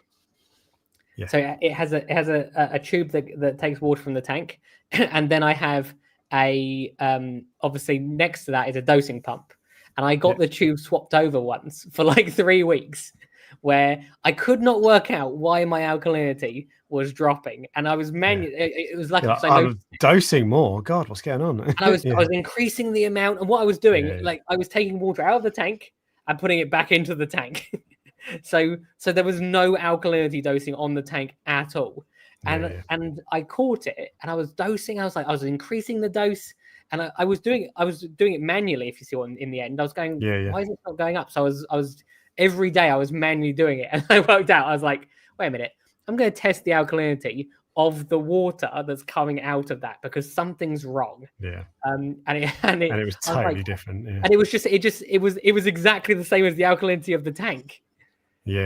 Because I was just testing tank water twice, if you see what I mean. I can't remember what it is, but I've done something almost identical to that, where it just made no sense, and eventually you're like, right, that's it, and you go back to basics and try to strip everything down, and suddenly you're like, oh, I've had that turned off or whatever, Yeah. So that made me realize if I just turn off if I raise the alkalinity to 9, if I just turn it off, it will probably drop to like over the course of 2 days, maybe like 7.5, which is like a big drop. Like you don't want a swing like that. And I'm not doing this, if you see what I mean. But it's not like 4, where it's like it will kill stuff, like properly kill stuff. So like what I do is I just half the alkalinity dose pretty much, and then just go. It might drop slightly, but if over the course of 2 days it drops like to 1.5, it will just drop 0.75, if you see what I mean. So, and 0.75 is not a massive swing, and then I can just adjust it when I'm back here. So, but yeah, you have to think about these things, because you're right, I'm taking like a third of the corals from the farm. Yeah, because when I've shut down tanks before, you remove a significant proportion of corals all at once. You do just have to guess. You guess and then test as often as you can do, but you can't test because you're going away. Yeah. So trust me, it's like this This takes me like a week to recover from. I'm not exaggerating. And you might think, oh, it's nothing. The stress and the hassle and the worry and everything like that. Like, I'm not joking. The week afterwards, I am just done. I bet. So interestingly, this year though, I am going to so on the Sunday, I'm going to have auctions ending as well at 8 o'clock. Or I don't know if it's worth doing or not, but there'll be plenty of people that aren't at Aqua. But so last year I had a banner which was just a Prestige Reef banner, wasn't it, at the back? Well, I have a Prestige Reef banner for 3 meters of the stand, and the other half of the stand is going to be basically identical, but the top of it is going to say coral-auctions.co.uk, because if there's like 7,000 people going potentially, where better to advertise it? And if I'm advertising it, corals have got to be on there, because I can't go, oh yeah, look at this site, and everyone goes, oh, there's nothing on there. Yeah. Okay. So on the Sunday, more corals are going to be selling. So it's gonna, more complexity. Wow. I know. This is what I mean. It's like I'm a sucker for punishment, I think, but it's yeah, we'll see. I'm not sure. Oh, sorry. Go on. I was saying I'm not sure. I was thinking today what I could do where I don't know if this is a good idea or not. I almost want to have like a treasure hunt for corals in the coral trays, where like one of them, like you can't really do this, but one of them would have. So people are buying corals, yeah. But let's say this isn't what I'm going to do. But let's say one coral has a gold plug rather than the white plug. Okay. And if you get that, then you win something. So people are buying corals to try to find that plug, if you see what I mean. I think it's just fun. It's fun. It's interesting. It's unique. It's something that how to implement it, how to explain it to people when you've got people just all day, every day, just like, I just want to do something unique again. Yeah, okay. Like last year, you had the spinning wheel of whatever. Yeah. That's the other. Well, yeah. I'll just see. I want to do something that's different, that's fun, that people haven't seen before. And I wondered if a treasure hunt would do it, because I might just put this really. People would be like going, "Oh, I'm going to buy this, flaming Bugatti chalice or this or that," and it's just like the shittest coral that no one wants. There's like £5 is the one that's got the gold plug. You know what I mean? Right, I see. Okay, yeah. I want to do something like that, where it's sort of like, then people will be buying the shit corals to see if they win. Not that you have any bad corals, by the way. No, well, look, this year last year I had no Alveopora. I had like 3 Alveopora. I had like 4 Gonnies and maybe like 5 torches. I've got like 60 Alveopora this year. Loads, like Gonnies, I have a few, but not the Alveopora I think are really, really nice. I have a whole range of different, and as a colony of them all together, because on the stand I've got them all in the same thing. They're like they make. I would say that they, when you see a load of Gonnies together, and people always go, "Oh, Alveoporas, they don't look as nice." When you put a load of them together, I think they look as nice. I would say it's the contrasting colors. I know you. Oh yeah. Look, if you want something that's going to cause you a hassle, which gives you a headache, where some of them will open and some of them won't open, by all means, go with what Alex says. If you want something that's just open all the time, even when your water is absolute garbage, then buy an Alveopora.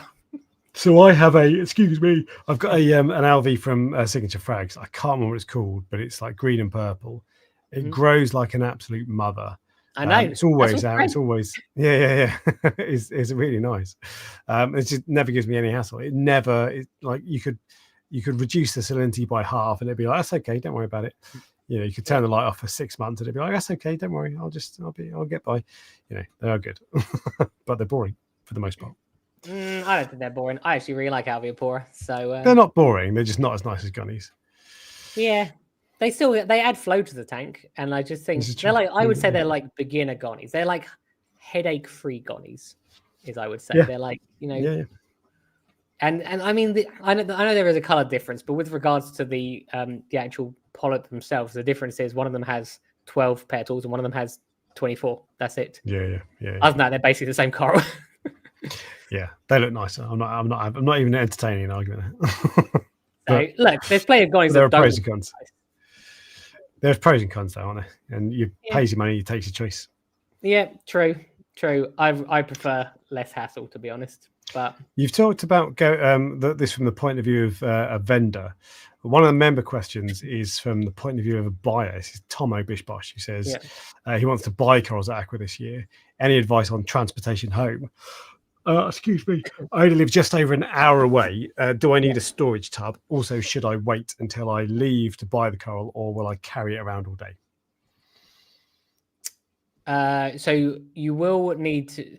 The vendors will not hold corals for you, I don't think. Like I cannot imagine if everyone said to me, "Can you hold my coral to the end of the day?" It would be insane. Even if you only sold 100 corals, you'd be like, "What's your name? Which one did you buy?" You know, it wouldn't work. So no one will do that. But I have that policy does not just applies for like that. If Alex came to me and said, "Can you hold this coral for me?" The answer is no. Like it's like. Like Alex is like, you would do it for me, but like you see what I mean. This is like for you, I probably would do it, but what I'm saying is like it's like I can't say yes to anyone. So I tell you what, Tom, come and find me, and I'll just pretend it's mine. So I'll do that for everybody. It is your responsibility to go prepared, 100%. Now, people go prepared with poly boxes.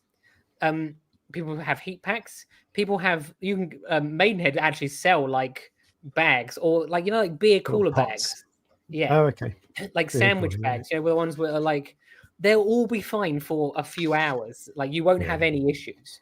I'd be surprised. Look, to be fair, there was a vendor last year who is not going this year. And what I will say is some of the people on my stand bought some coral from them, and literally a few hours later, they were like disintegrating.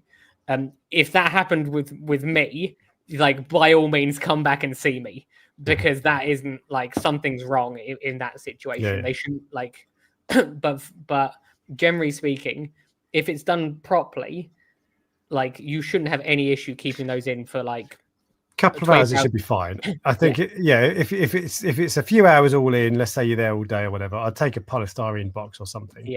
I took I didn't really buy any corals. I don't think I bought anything last year, but I bought a big cool box last year, but that wasn't actually a very good idea. And what I've seen people do in the States is they get like a backpack cool box, but it's not a rigid cool box, it's a flexible one. So it doesn't take up a ton of space, and I think they're a good idea. But I think if it's just for a few hours or for half a day or even a day, just a polystyrene box would be totally fine. You probably might not even need that, to be fair, but taking a polystyrene box would be a good idea, because then if you're buying those, you basically don't need it. Post them home and they'll be there in 2 weeks' time. But it's probably a good idea to take something, whether it's a cool box bag or you get those in your supermarkets, the fish aisle or whatever, they'll give you a bag that's got insulation or whatever, a poly box, something like that. I don't think if you're going to be there for the whole weekend, you probably need to think about heat packs, that sort of thing. But for a day, I wouldn't bother at all. Especially if it's like a box or like a big box with one coral in it, then you might need a heat pack. Bubble wrap is the other thing. If you only have one coral, put bubble wrap around it, and then it will be fine. You just need to around the container. The heat from the coral is going to go into the space, and if it's too big of a space, it can't heat it up, and then obviously it will drop. But generally speaking, you'll be fine. The only other thing to mention, last year, this was a nightmare when it happened. The internet went down for probably an hour. Yes, so no one could take payments. No one could take payments. Yeah. So, and that wasn't just like that wasn't just my stand. That was everyone's stand. And the people that took cash, they were like the happiest people, because there's a queue and you're going, right, has anyone got cash? Because you can come to the front of the queue, and anyone who doesn't have cash, like, I can't serve you. So it's worth this day and age, no one carries it, but it's worth taking. Some vendors did have trouble with like I had the internet there, so with the Wi-Fi there, but not everyone has Wi-Fi there. Some people are working on Signal, like that makes it not work. Like that can work intermittently, so it's worth going prepared and take some, but just don't use it if you don't need to. If you see what I mean, because if one vendor takes payment and everything's working fine, use it at the next vendor. So it doesn't matter, but it's 100%. If it happened again where the internet stopped working and it happened for hours potentially, no one can sell anything. So yeah, I would say that. Is there anything else that I would say? There were long queues for the restaurant area. If you want to go really prepared, take a little rucksack with a water bottle, something to eat, so you don't have to wait in the queues. Yeah, but then you're carrying it around all day. Yeah, but if you're carrying it around anyway, like if you've got it in your cool pack that you said, it don't matter. Nah, you don't want that weight. That's too much. That's too much. Well, what a 500 ml bottle of water is too much. Yeah, but water and food and all that, because that stuff's there. That's unnecessary. Don't do that. Well, I would definitely do that. I go prepared. But if you're talking transportation for corals, some kind of insulated bag or poly box or whatever. And if you come at the right time, yeah. So remember, if you're like vultures, okay. I got Domino's pizza delivered to the stand for the people that worked at the stand. A Domino's delivery guy, like literally, we were like, we're hungry. What can we do? So one of them, we went, let's get Domino's, and they literally will deliver it to the show. And we ate like, I don't know, half the pizzas, and then there were half of the pizzas left. So and then the customers were just taking the pizzas. So because what's the point in leaving them? So if you're happy to wait, come see us around lunchtime. You never know, there might be pizza there as well with your coral. There's another member question as well that is not to do with Aqua. This is from Edward. This was a follow-up from last week. He said he's aired his dirty laundry, which is his ICP test from. This was the Pandora Zoa extinction event. You remember we talked about last year? Yeah, I remember. I can't remember. He'd done something, and all his Pandora Zoas had died. It changed his water. He'd used a different RO water or something like that. I can't remember. Lots to learn, but I have a plan to follow up. Just purchased a consultation with Prestige Reef. I sent you a message, but I haven't heard back from you. I don't think you must. I think they're in America. I think. Yeah, maybe. Yeah. I got once I get the post water change ICPs, we'll have a chat. Ryan, feel free to use mentioned clip video any portion of the consult for your own channel in case. Just trying to give something back to all the knowledge facts. Okay, anyway, right. Question is his ICP test. So he said he's aired his dirty ICP test on the Facebook group, which he has done, and I have got it. The first thing I'm going to show you. This is the ATI. He uses ATI. That's the one I use. I really like the way they lay it all out. And the other thing they do that some others do as well, but not everybody, is they do an RODI test. They don't just test your tank water, they test your RODI water. And this is it's going to be blurry, isn't it? It is blurry. It says critically high for something, but I can't see what it is. Yeah, I've got to fix this. This is really pissing me off because it shouldn't be like this. Anyway, right, it's critically high. I'll just tell you what it is. It did work then, just so you know. It's worse with you because you're moving. With things that don't move, it sort of focuses in on after a couple of seconds usually. Anyway, so critically high is this is his RADI water analysis. And silicon is high, and it's not just high. It's 802 UGs per L, which I think is milligrams per liter. I think. Yeah. 802. That's massively high. It says the ideal value is 0.001. Now, the reason that I brought up my own ICP test as well, and I had that earlier because my RADI test came back high as well for silicon this week, and so I've changed my TDS is 0 on the the it doesn't measure silicon with TDS. But in any event, despite that, obviously, if that's the case, you got to change your DR resin. So I've changed my DR resin. Mine, though, that was saying it was critically high, was 128, and I was like, "Wow, that's bad." This is 802, so that's a start point. But it's not just that. There was other stuff as well, and I'm going to compare it to mine as well. So I bet he doesn't have dinoflagellants, but I bet he does have diatoms. Yeah, maybe. But this was the other thing. So there's a couple of things in here that I found a bit weird. So first off, the salinity is 31 parts per thousand. That's low. It should be 35. That's really nice. So that's the start point, and that you might find actually if you sort that, everything else falls into place. And your IDI water, of course. So salinity needs to come up, of course, nice and easy. The other things that were down, potassium, a little bit low, not one of the big ones, not too fussed about that.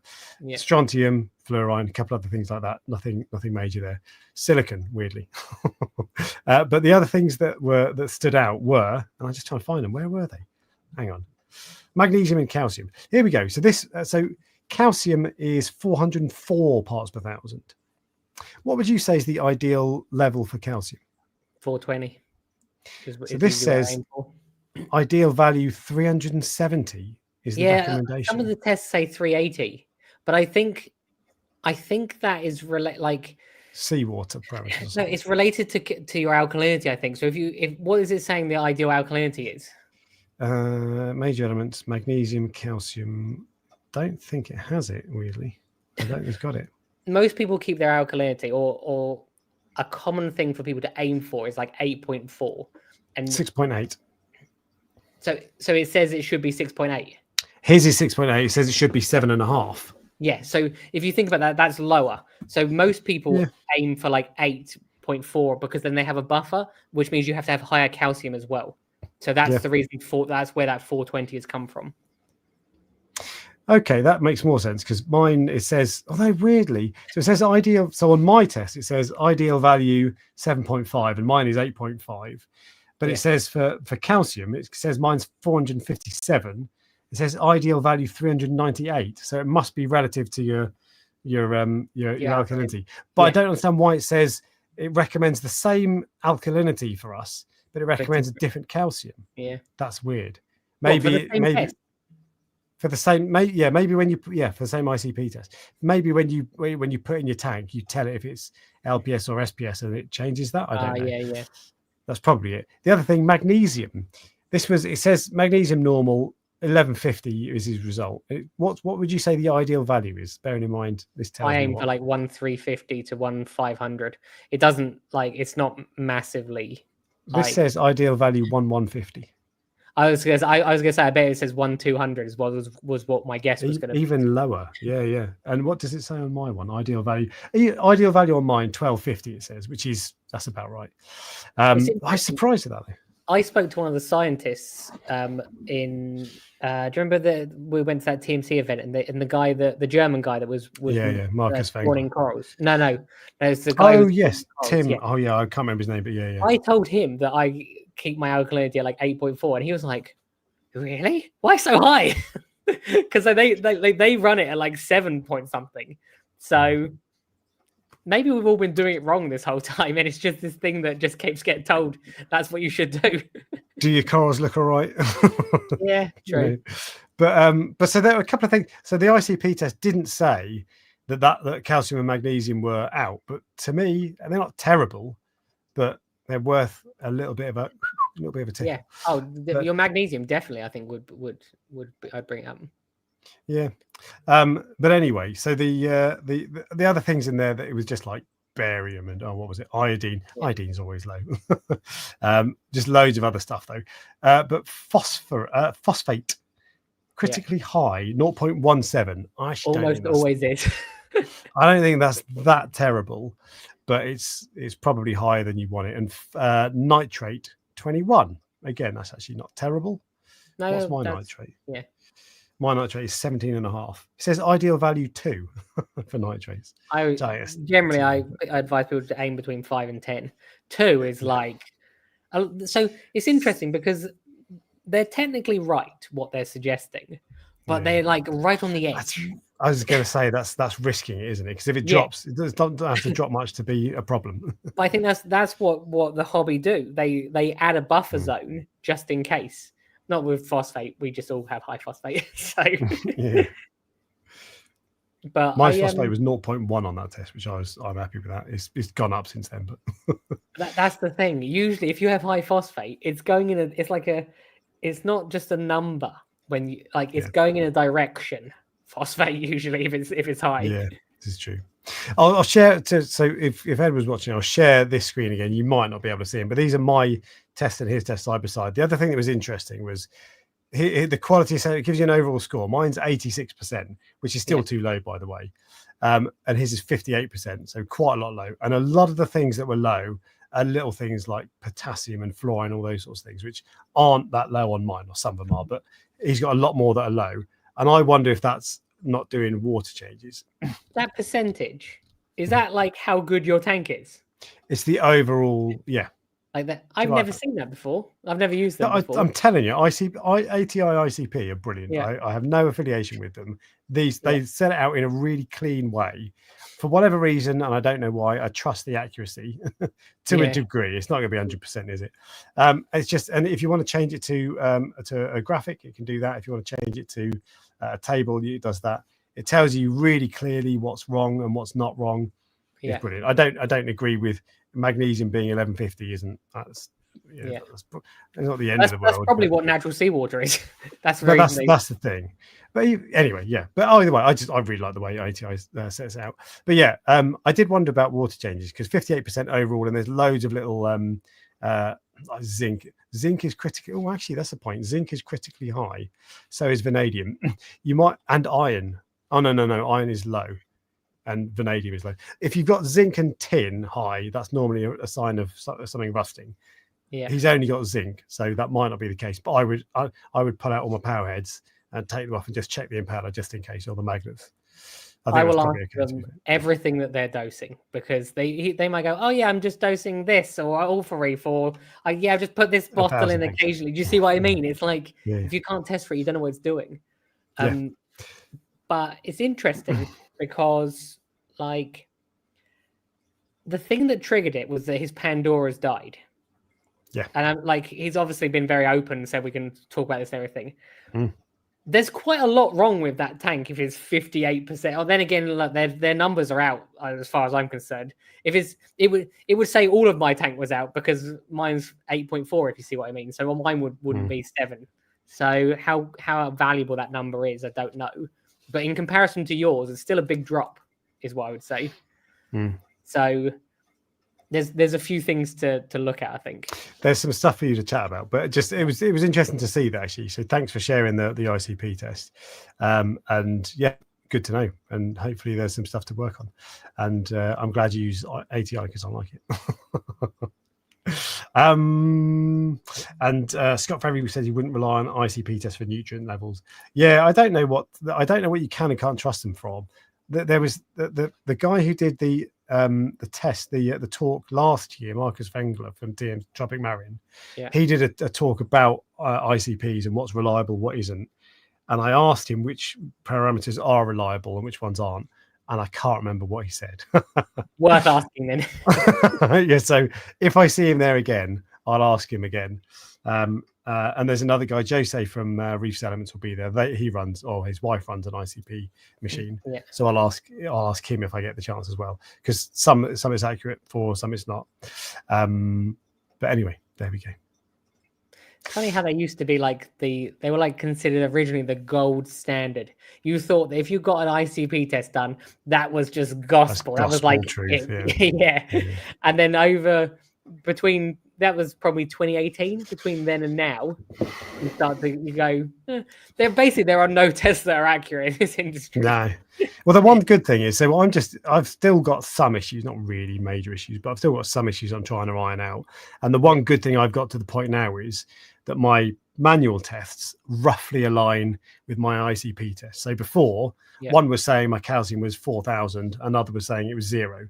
And it's like, what the hell? And now they're roughly the same. They both say some things are too high. So I'm now confident that I know roughly what the issue is. Has there been any improvement with the corals since you changed the temperature? No. If I'm honest, no.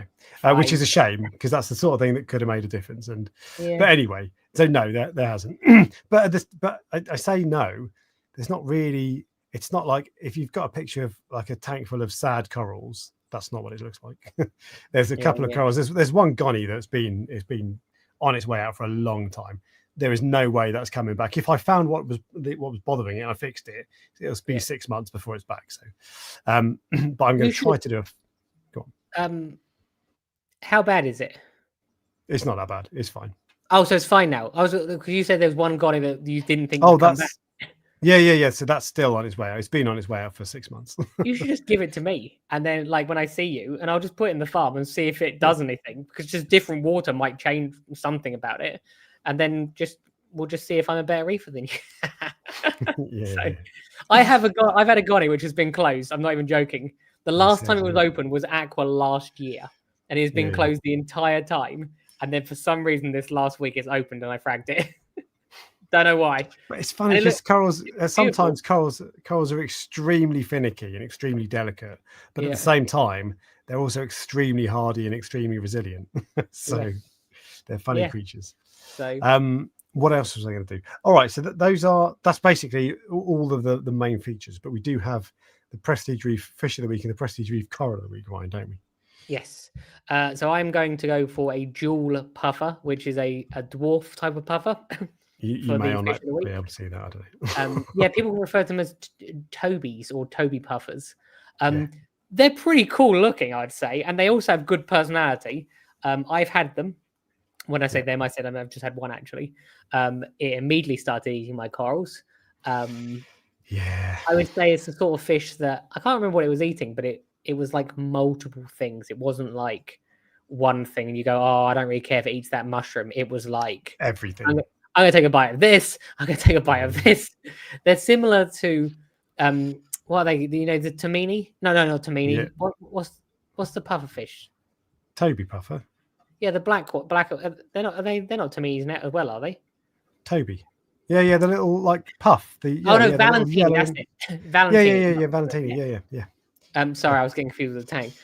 They're similar to those, but they're like way better because they've got cooler colors, as far as I'm concerned. Because they've got like that vivid blue that glows under the blue lights. Yeah, that's the one I was thinking of. Okay. Yeah, it's a shame though, isn't it, because they are so cool. All pufferfish are a shame. Yeah. Because all of them are cool, and I would say most of them eat coral. Although I think the dog-faced ones are the worst. It's funny, you see lots of people try angelfish with coral. You don't. I've only ever seen one tank that had a pufferfish, which was a full reef tank. And I don't know how long the pufferfish was in there for, and I don't know how much coral it ate to get to that stage. But I think porcupine pufferfish are based on good information from someone who actually has a porcupine pufferfish in a reef tank. The dog faces are terrible. They're like worse than angelfish, but the porcupines are all right. I wouldn't trust that. I'm not saying he's wrong. Just I wouldn't trust it with my other fish, if I'm honest. Yeah, you had that experience, didn't you? I had a really bad experience, didn't I? And obviously, I got a candy basslet, so they're only like a couple of inches long, aren't they? And if I put like a 30 quid pufferfish in, or wait, I don't know what I cost these days. £1,000 bite. Oh god, it would be terrible. Yeah. So yeah, I want one, and I'm tempted, but I just like nah. No, not worth it. What is the Prestige Reef Coral of the Week? Oh, Alex has been so excited for this because he hates it and I actually love it. And we have very different opinions on coral. And I know that none of you will like this. There are not many corals which are white. Most white corals are dying corals. So if you have a white coral, it's not good. There is one that I know of. There might be a couple, but one that I know of and actually have is you get a white alveopora. So that's not a coral which is dying. That's the actual color of it. There's a couple of other pictures of it, I think, as well. That's a better photo, but you probably can't see it because internet. But so I have some of these, and I absolutely love it because anything that's weird that I don't see all the time, I will be taking these to Aqua. I think I've only got like 4 frags of it, which is a shame. Although Alex is like probably not a shame because no one's going to buy it next to the bright pink one that you've got. But yeah, I just thought when I saw it, I'm like, I need to have that coral. And if you found that in the English Channel, I wouldn't be surprised. That's what it looks like to me. I would put that in the water box. I'm not joking. Really? Okay. There you go. I like corals which are like I've seen a million green alveoporas. Like I've never seen a white one, and when I saw it, I'm like, I don't care what that costs. I'm buying that because I'm gonna propagate it. So I have fragged. It was a colony, so I fragged it.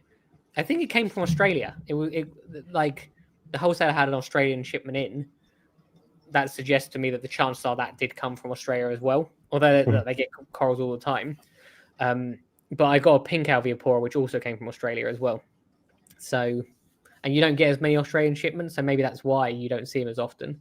But I thought it was cool. You can do a poll if you want, where everyone says it's gonna be like 99% on your side. But I don't think we need to do that poll. But it's different. It's definitely different. I'll give you that. It's interesting. Yeah. As I said, when you don't see corals all the time, you want something that's really, really unusual, and you're like a coral connoisseur to say, not like Alex. Alex is not a coral connoisseur. If you're a coral connoisseur, you like the weird. Do you know who would like this coral? Jake Adams. He was a coral connoisseur. So yeah, he liked the weird stuff. So I'm really selling it because when I put like a £200 price tag on it, it's not going to be £200. But no, yeah, I thought it's definitely unique. I'll give you that. Yeah. Yeah. All right. Well, that brings us on to the news.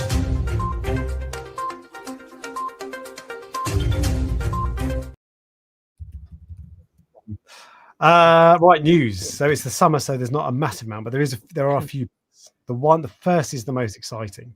Okay. So a couple of months ago, there was some stupid regulation that came in called the PRSA, something like that meant I couldn't sell Etsy stuff to people in Europe. Yeah. But it turns out, so I took all my listings down, but I've looked into it, and I can sell all of my listings that were live from December of last year and backwards. Anything new, I can't. But actually, there's only 2 of my listings that I can't have on there. So now, all of my listings, if you're in Europe, Ireland, wherever, all of my listings except for 2 are available to buy on reef.etsy.com. 3D printed aquarium accessories. So there you go. And I figured that out this weekend because a Dutch guy contacted me, and he said there was a problem. I was like, let me figure it out. So I've worked it out. So that is obviously the main piece of news. That's all. That's probably going to be on BBC News at 10 tonight. Yeah, I'm sure. And the other news, right? Proper news, fish keeping news, right? First off, there's a new edition of Ultramarine now. Ultramarine magazine, the only reefing magazine in the UK.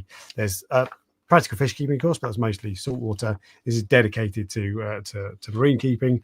It is £4.15 for an issue as a bargain, and they haven't put that price up in 10 years.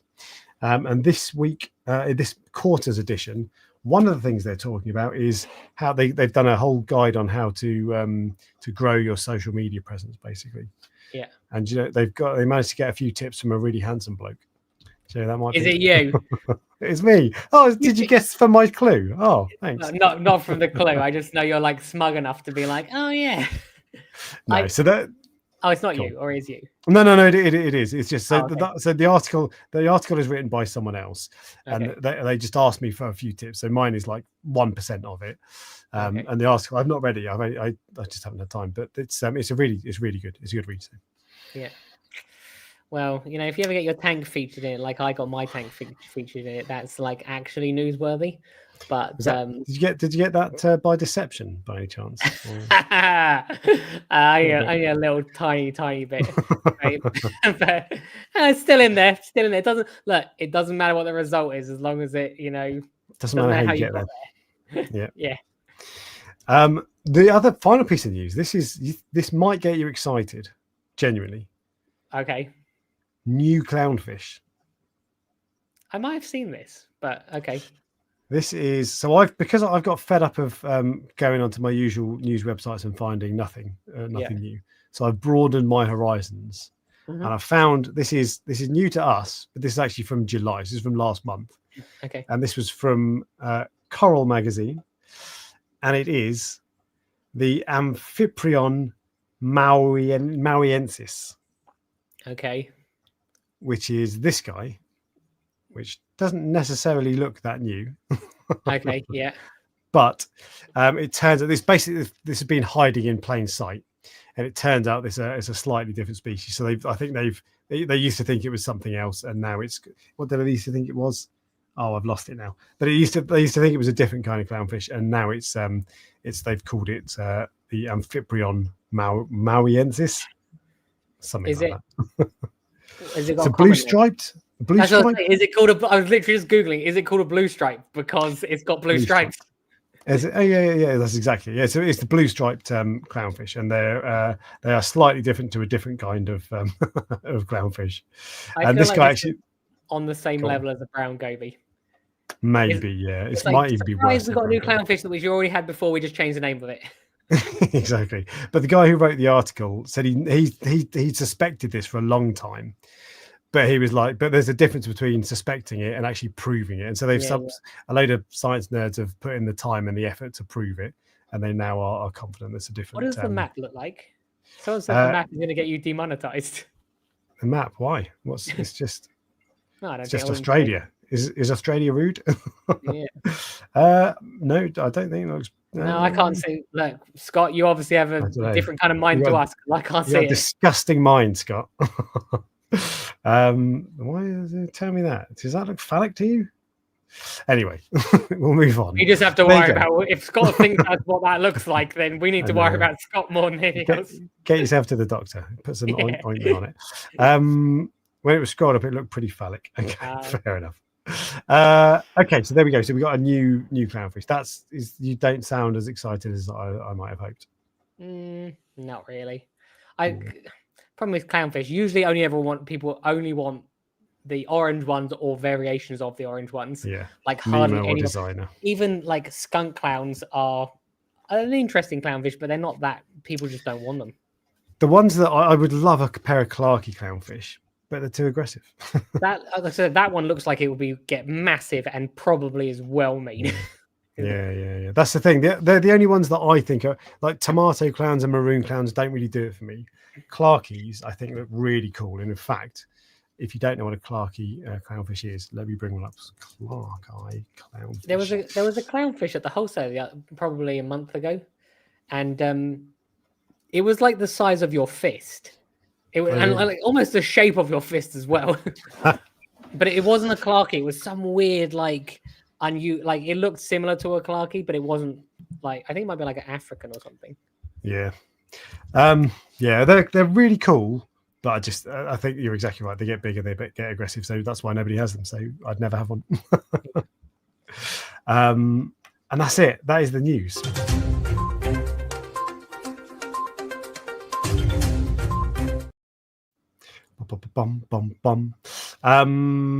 But there we go. Yeah, so slightly more news than usual, but tiny little itty bitty bit more. And actually not that much. Sumatran gold stripe maroons are love. Sumatra. I know, I'm googling as well.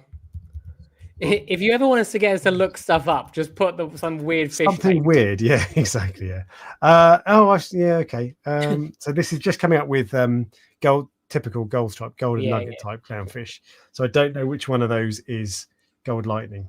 I don't know which one of those is a Sumatra. Maybe they all are. Maybe they're all from Sumatra. Yeah. I don't even know where Sumatra is. Where is Sumatra? Let's find out. Let's find out together, shall we? You can always tell when Alex is trying to extend the live stream when he's googling where Sumatra is. It's Malaysia, of course it is. Yeah, okay, fine. Fine. There you go. Yeah, right. Well, so we got clownfish. Yeah. You just want a Nemo, don't you? Really? I hate to admit it, but you just want Nemo. I've got something to tell you, Ryan, that I haven't told you. You're not going to be here next week? Correct. There you go. Good. I'm away. I'm in Yorkshire. To some extent, I'm happy because it's nice to have a break sometimes. So, yeah, there you go. You get the last August off. So I'm going to visit Yorkshire Reef to do a tank tour with them. So, which is going to be really cool. SPS tank. So, guys, thank you very much for joining us. Terribly sorry we won't be here next week. This bloody internet, I've got to fix it. It's so annoying. It's been worse today than it's ever been before. Normally, I don't know why. Works. Yeah, it's so I normally know how to fix it, but it's the upload speed is 20 times faster than it normally is. When it's perfect, it's never this fast. So I don't know what's going on. It's pissed me off. Sorry that I know you like to see. I know you're here for the eye candy because I'm a good-looking bloke, and that's why you tune in. So I'm sorry that you've had to look at the blurred picture.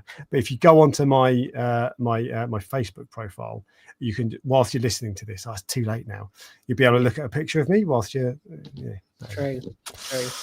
On that note, the other thing to let people know, tell everyone to go buy their tickets.